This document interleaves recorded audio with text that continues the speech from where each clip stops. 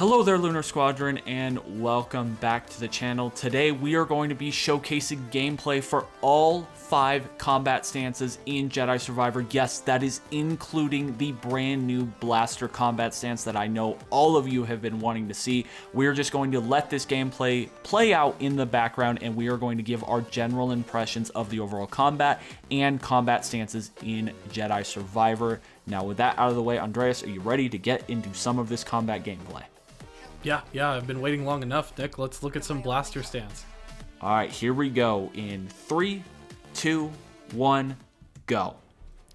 So this is going to start off with the blaster stance. You guys will be seeing this in the background. Now, I want to just kind of talk about our general feelings and impressions when it comes to the blaster stance, because this was the brand new one that was added to Jedi Survivor, one of the brand new ones from the 3 total.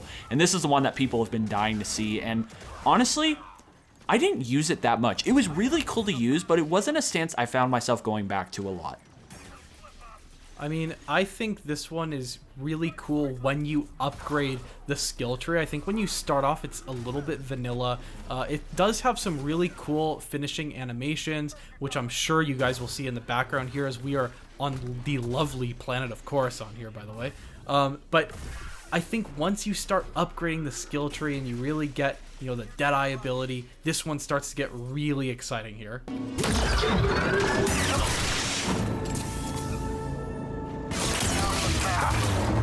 on, hit him!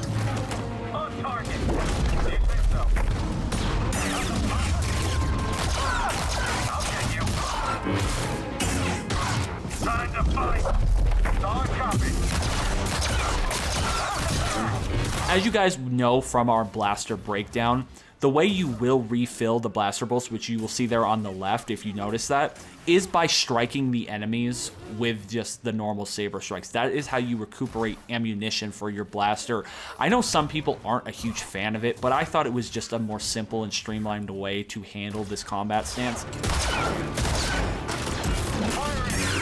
hope reinforcements are on the way. Walk all you want. I only need a few hits.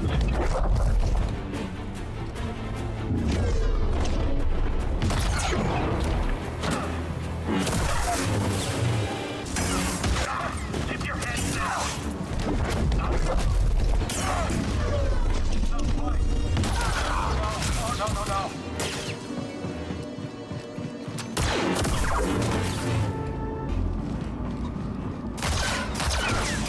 Yeah, the Deadeye ability is really cool when you can really get, you know, like 5, 6, 7, 8 stormtroopers up off the ground and mark all of them.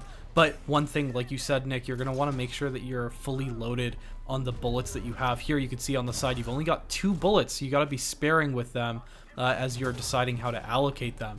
And moving on to the Crossguard stance here, Nick, I know you had some strong feelings about the Crossguard stance here, right? Yeah, I really want to let the gameplay speak for itself for most of this footage, because I really think it's important to showcase it. But the one thing really I want to say mainly about the Crossguard stance is it's really slow and the animations take forever to load up. There's a great example of it. So if you don't time it perfectly, like Respawn said, you are going to be dealt significant damage to Cal and take a lot of hit on your health, which can be incredibly frustrating. I'm tracking him.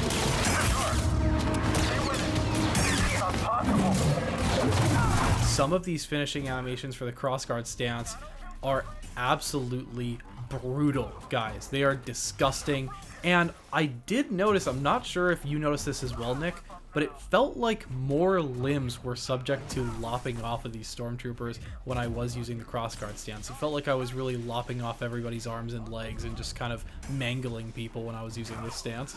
Overall, I was honestly shocked by the level of dismemberment in this game. It was more than we were expecting, and it really felt like no matter what enemy you came across, there was a good chance you were going to be cutting off some limbs, some arms, some legs. No taking off the head, but there was a lot of legs and arms being taken off. Again, you see me using the force lift here, and then the cool saber throw with the Crossguard stance. That was my favorite animation from that combat stance.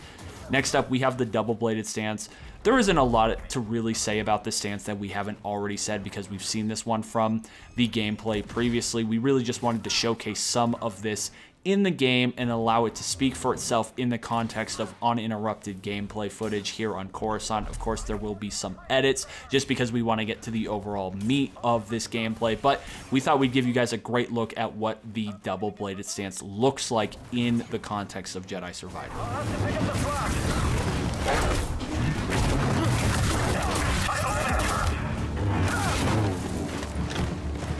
You cannot bypass this outpost.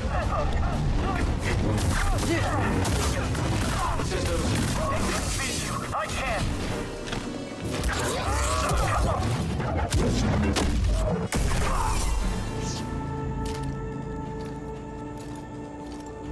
Get back here.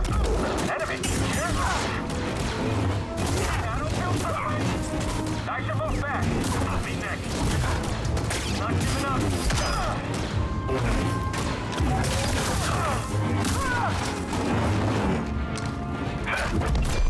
Someone stop him! All right, let's end it.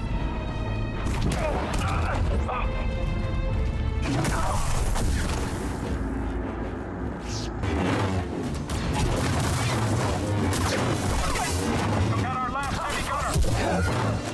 Careful.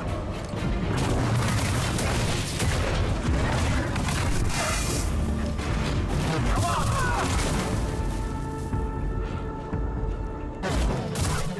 All right, and then here we shift gears to the dual wield stance. This was by far my favorite stance in Jedi Survivor. I really kept coming back to this one all the time. You will see in this video a lot of our footage for the gameplay and for the combat here is utilizing this dual wield stance. It just was my favorite stance. I loved the animations. I loved how quick it was. I loved how much damage it dealt. It was just a lot of fun to use, and again, I just went back to this one constantly. Let's take him out. Moving back. Remember your training.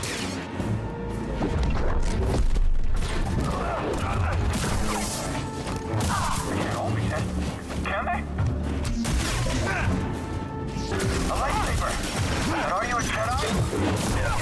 If we lose, it's because he took out our heavy artillery. Our ranged backup's gone. Get me down. Integrity compromised. I've got eyes on him.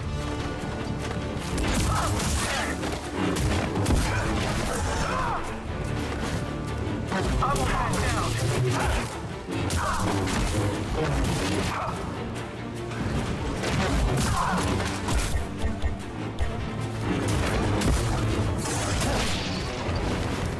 Buddy! Target stopped. Bashing provided.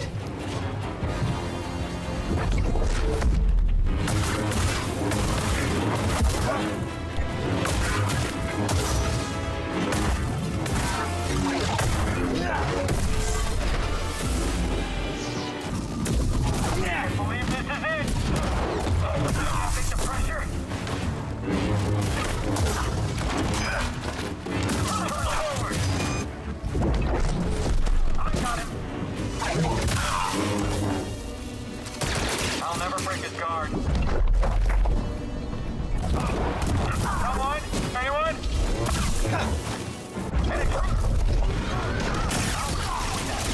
He's almost down.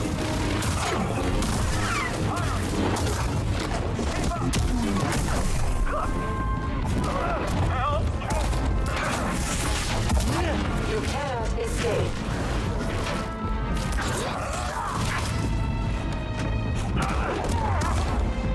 Yes, understood.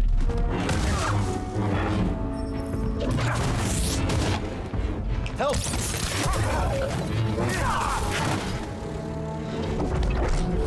You will regret that. Trauma inflicted.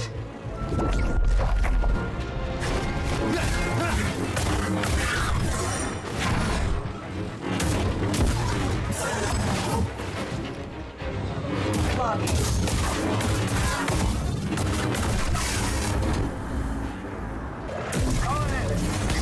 Now that Nick has given the stormtroopers of Coruscant an adequate ass whooping, we're going to be taking a quick trip to Kobo, the big open world of this game. Nick, it looks like you're taking your abilities to this Mogu here. Yep, I definitely am, and you guys will see as you adventure across Kobo, you will see these random encounters with all of the different enemy types that you've come across in Jedi Survivor. So here it was some stormtroopers fighting some Mogu.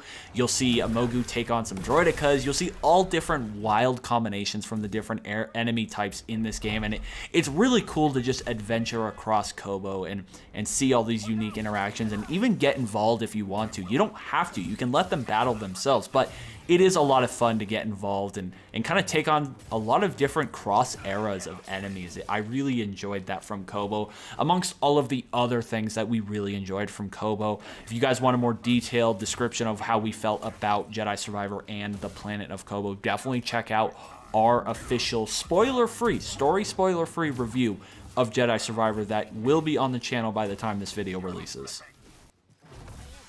Turning to the fifth and final lightsaber stance here, the single blade stance.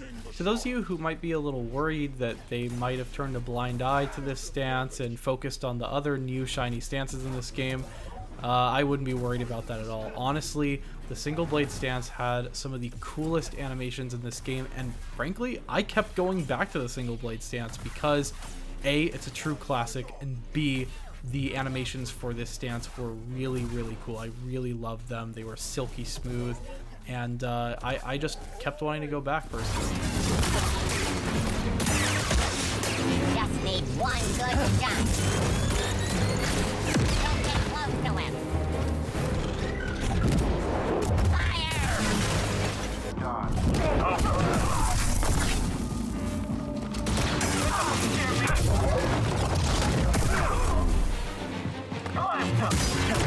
Superiority.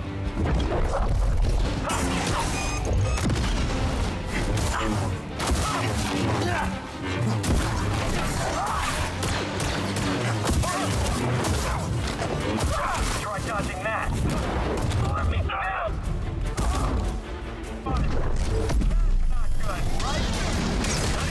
Well, there you have it, guys. Those are the 5 different lightsaber stances in this game.